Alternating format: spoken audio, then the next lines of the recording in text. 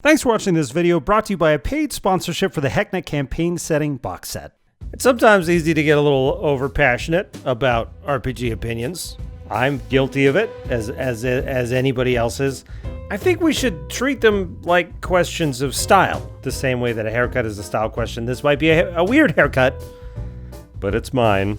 And hopefully, even if you hate it, we can still hang out.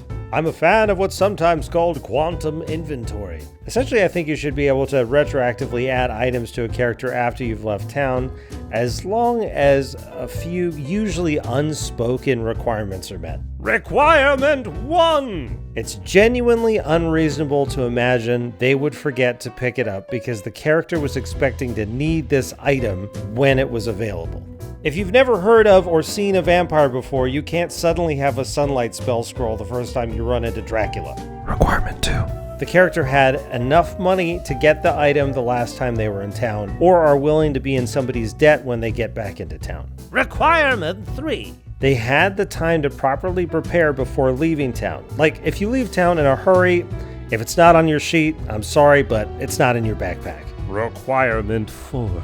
The item doesn't visibly change the fiction. Like, if we've been traveling in the desert this whole time, and now on your way back you've got too much treasure to carry, you can't suddenly have a pack camel you've never once mentioned. Requirement 5. It's hand-waveable and quick. This stuff only works if we don't create some sort of time vortex and start getting confused about which day in the story we're playing. Are we back in town? Are we on the adventure? Were we in danger back in town? If my character dies back in town, is that the new timeline? If it starts feeling like everything everywhere all at once, the DM's clearly f***ed up. Avoid that in future. Requirement 6. This one's simple. The DM has to agree. There are a ton of reasons the DM might veto this process, the least of which being maybe the thing you want just wasn't even available. Poisons, scrolls, and potions are great examples of things that might not have even been for sale. Basically, don't do it quietly, because at that point you're just cheating. By the way, this can also happen for most unestablished fiction. If you run into somebody, you could be like, oh, Sherry, I haven't seen you since the divorce. And if it meets most of these types of sort of requirements, this stress test, you can add new fiction to the story.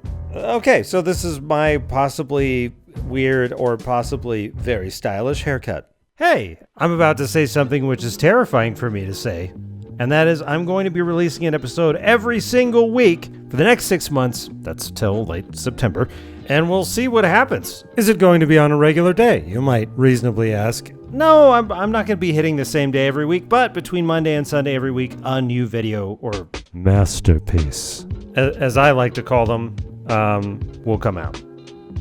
Thanks for watching this video, brought to you by a paid sponsorship for the Hecknet campaign setting box set. Hecknet is a 5e Dark Carnival adventure for levels 1 to 10. It's also its own campaign setting, and the box set comes with a crazy amount of stuff. If you use the discount coupon code Z10HECNA, you get $10 off the final set. Links in the description.